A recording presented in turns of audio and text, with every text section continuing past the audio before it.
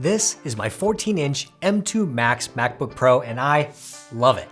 This is the bestest, fastest laptop I've ever owned, and it's amazing. So why would I want to give it up and go to a 2018 MacBook Air with a slow Intel chip? Well, I did a video a while back about using an iPhone XR for a week, and the experience was really positive.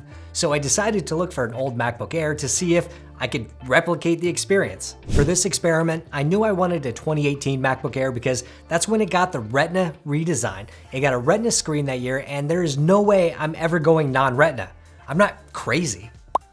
I love getting new computers, if you don't know that, and I always want the newest Mac laptop.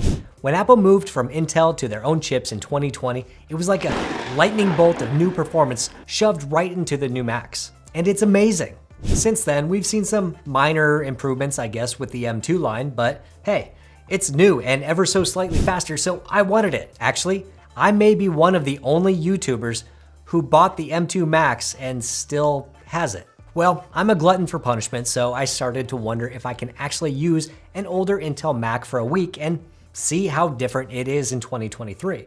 Is it really that much slower than the current MacBooks, or do I just think they are? Like I said, I wanted a 2018 MacBook Air because that's the year that they got the Retina redesign, which brought the Retina display and the butterfly keyboard, and it still looks just like the current M1 MacBook Air, which you can still buy today. Plus, there really weren't any real speed improvements on the Intel MacBook Airs between 2018 and 2020. So I headed over to eBay, and it looks like the going rate for a 2018 Air was about $300 to $400, depending on the quality. And because I'm vain, I wanted a laptop that was as near mint as possible. And I found a listing that seemed good for the base model dual-core i5 with 128 gigabytes of SSD and 8 gigabytes of memory. They also promised a grade A excellent condition, whatever that means, and a battery with at least 81% of the original battery capacity, which Apple claims was about 12 hours of web browsing. You just never know how these things are going to look when you buy one of 43 or whatever, and the photos don't really represent the actual device you are buying. But I rolled the dice and spent the $375. I waited a week, and this is what I got. This 2018 MacBook Air is almost pristine. Like the case, the display, the keyboard, everything just looks perfect. I was super surprised, to say the least. The only marks that I could find was one little small ding on the bottom of the case and a couple tiny little scratches around the Thunderbolt ports. Other than that, this laptop looks basically untouched. It really looks like this computer was not even used. I even checked the battery cycles, and it was at 91 cycles with more than 93% of the original battery capacity. So I'm not sure you could find a better version of this laptop for this price. Now, there will be a couple of things that I lose by downgrading to the Air, including the extra ports on the 14-inch MacBook Pro, the ProMotion display, the SSD size, but I'll be using my CalDigit TS4 when docked, which will give me all of the ports I need. Plus, I'll use an external Thunderbolt SSD because 128 gigabytes is just not going to be enough for me to do my YouTube stuff. Also, I've never used a butterfly keyboard for any extended length of time, so I'm not sure what to expect there. So I'm going to do a full wipe of this machine and transfer all of my data from my M2 Max MacBook Pro. I will have to reinstall some applications for the regular Intel version versus the Apple Silicon version, but if I run into issues with that or anything else, I will definitely let you know. So wish me luck. And now I've run into the first big issue of moving over to this older Mac, and that is the size of the SSD. I knew that was going to be an issue, and we can see right here that Migration Assistant wants to transfer over 277 gigabytes of user data, and I just don't have enough space on here. So I'm going to have to go through here and see if I can deselect enough folders to be able to complete the migration. Now the total transfer is going to be 83 gigabytes of data with about 21 gigabytes left over. I might still have to do a little bit of cleanup when I'm done, but that's where, again, this external SSD is going to come in handy. So I am in the first morning of using this 2018 MacBook Air as my only device, and I'm running into a number of issues, mostly with performance and some weird app issues. And I'm not sure what I'm going to do. I might have to actually wipe out and reconfigure this MacBook from scratch because of some of the issues that I'm seeing. I mentioned before that some of the apps are going to have to be reinstalled or reloaded because maybe they were built for Apple Silicon specifically and I needed the Intel versions. Well, I've done that, but I'm still running into odd issues. Even something like Final Cut Pro, I've removed it and deleted it from the Mac and reinstalled it from the App Store, but I'm still having strange issues. Like, I'll open the app and it will just bounce and bounce and bounce and bounce, and sometimes maybe it will open up, and sometimes it just stops bouncing.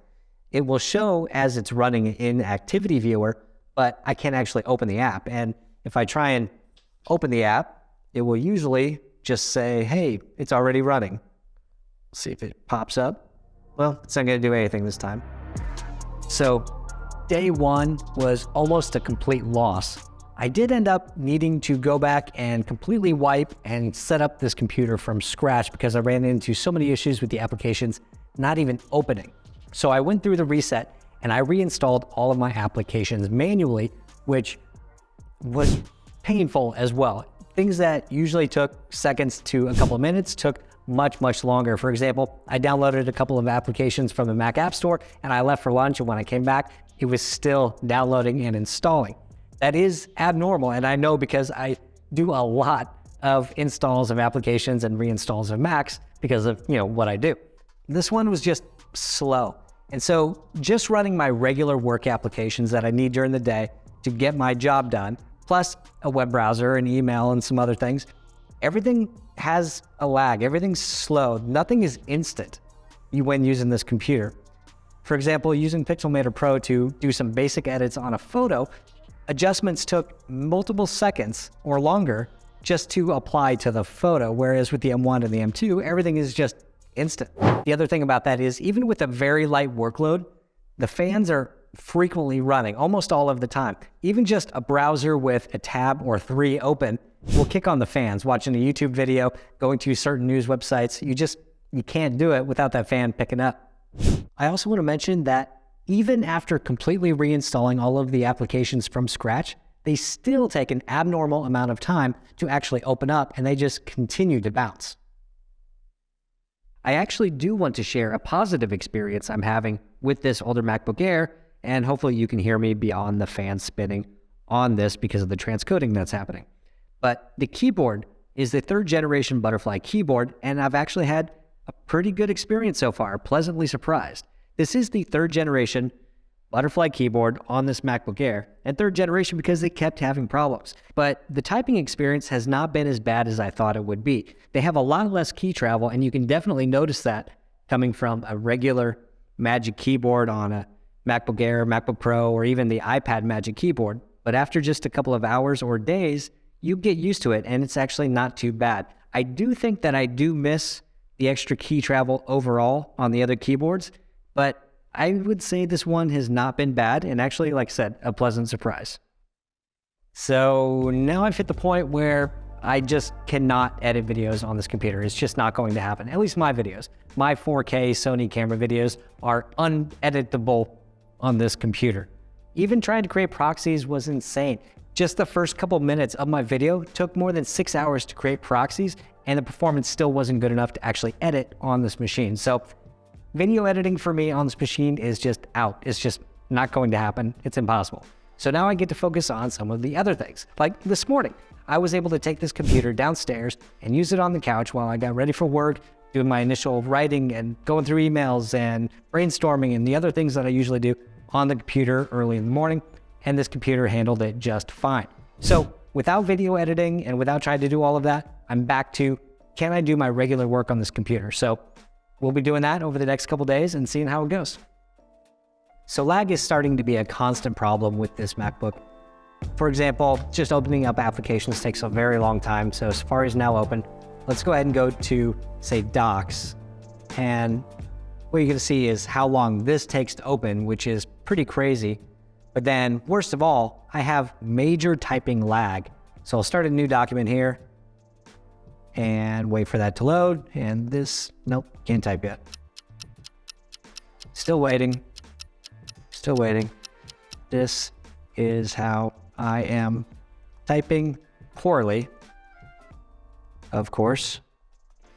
But there is a major lag as demonstrated above. So I'm done typing, but this is still trying to figure out what's going on. Done typing. And during all of this, here, let me take my microphone off, put it down here. the fan is going crazy.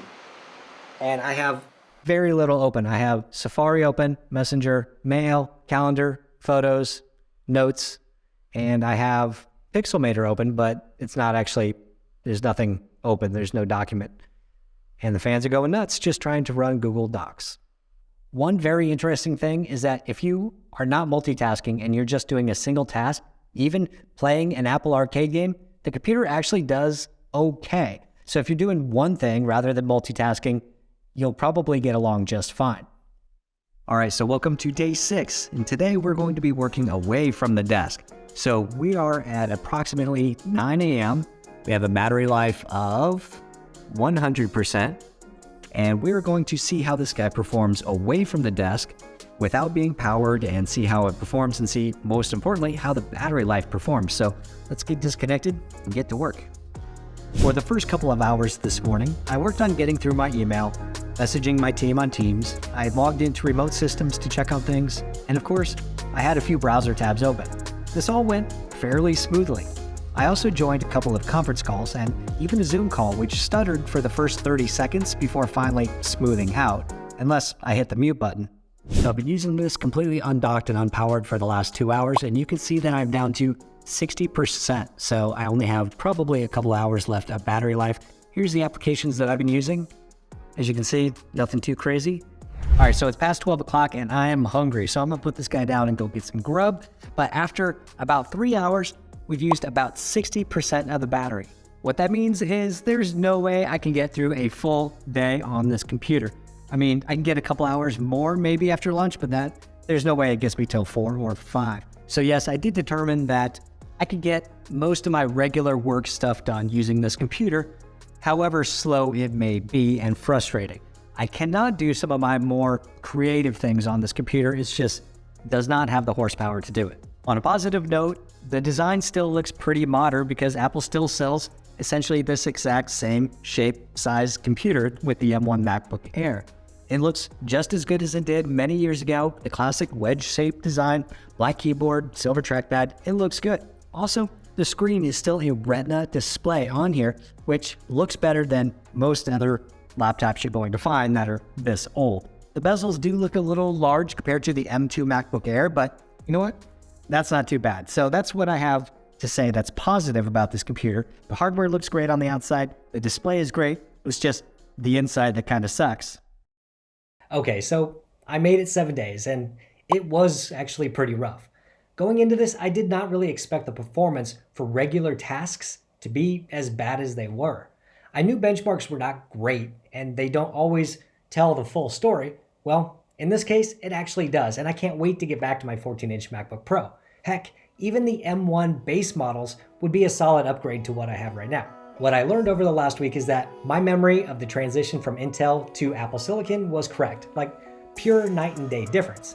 Luckily, I had actually stopped using Macs between 2013 and 2019, so I missed this dark period in Apple laptops. There's just no way that this machine can keep up with me and my daily work, which makes it unusable for me.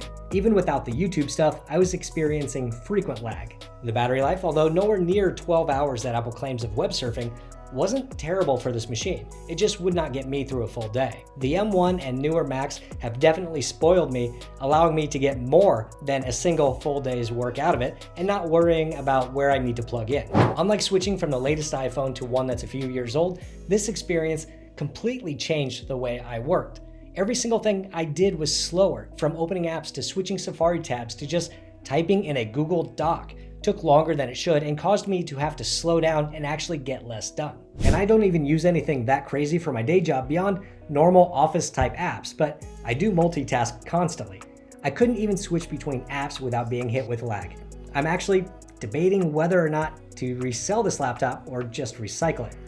The Apple Silicon transition really was revolutionary. But what about you? Are you still rocking an older MacBook and wondering if you should upgrade?